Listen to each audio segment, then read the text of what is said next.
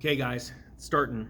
I think we're not at the dam breaking moment, but we're getting darn close. And I believe in the next 60 days, we're going to see some amazing things in the economy. So here we go. This is Out of the Hedge. I'm going to link it in the thing. We're going to be talking about real estate, okay, and evictions and all that stuff. Federal court rules CDC's COVID-19 eviction moratorium is unlawful. A federal court on Friday, today, breaking news, ruled that the U.S. Centers for Disease Control and Prevention overstepped its authority by halting evictions during the COVID-19 pandemic. A little bit of a background, there have been people suing to allow the evictions to start, okay? So that's what this is from. It was a Cincinnati-based U.S. Sixth Circuit Court of Appeals, which unanimously agreed with a lower court ruling that said the CDC engaged in federal overreach with the eviction moratorium, which the agency has consistently extended for months. Okay. Now there's two things that are affecting the housing market right now that's about to just implode. That is the forbearance issue. All right.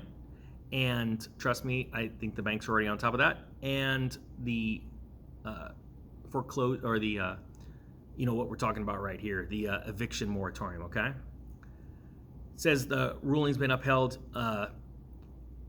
One handed down by U.S. District Judge Mark Norris, who in March blocked enforcement of the moratorium throughout Western Tennessee. So now here we go. So now we've got some precedents going. A Sixth Circuit Court has now ruled this. This is the point. It's not going to probably happen tomorrow, but the dam is about to break. The cracks are forming. Landlords are going to be able to start evicting soon. All right? The process is going to start. There's going to be a massive, quick scattering migration of renters all over that are going to flee because they feel that once this is opened up and legal, and they start getting foreclosure notices, they're just going to start looking for other rentals, which could cause it's going to cause a lot of chaos, quite frankly. In 2008, we saw the same thing, however, with homeowners. When homeowners were getting kicked out of their homes and giving up their homes that they didn't have to do, that's a whole other story. Back then, for cash for keys, we saw rents skyrocketing. Well, we're seeing that now. And it can only get so bad because rents can only get so expensive until you cannot feed your family and pay your electricity. I can guarantee you one thing. If rents get to a certain point, people will stop paying their rent in lieu of eating, paying their car payment, and electricity, because they're going to go into survival mode, and that's what you do to survive. And then it's like, battle it out. Let's see how long it takes to foreclose on me. And I think that you're going to see a massive, massive wave, because there's going to be a gap in the amount of time a landlord has help from the government as far as a bailout of some sort, either a loan or some type of government assistance.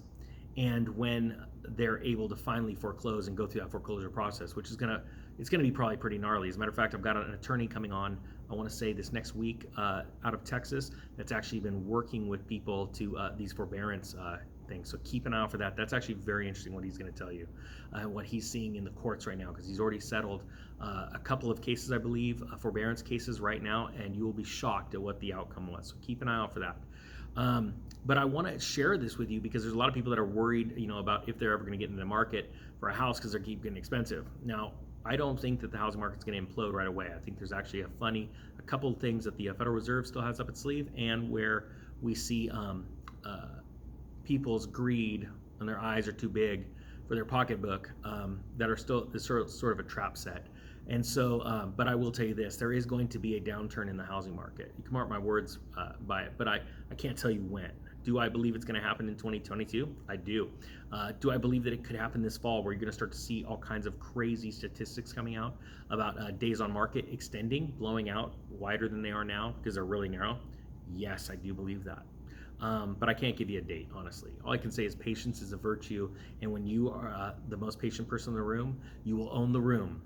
You just got to give it enough time. All right, guys. With that being said, I hope you got something out of this. It's a short video, but it's a very interesting crack in the dam that's happening, and I believe that in the next 90 days, you're going to start seeing foreclosure starting and forbearance being lifted, and banks demanding payment. So it's going to be a really interesting time in the next 90 days. With that being said, the Economic Ninja. Oh, hey, thanks for hitting the like button. Please do it. It would be awesome. And if you aren't a subscriber and you look down and you're not a subscriber, please hit the subscribe button. I'd love it if you like the content. All right, guys, just trying to keep it real. The Economic Ninja is out.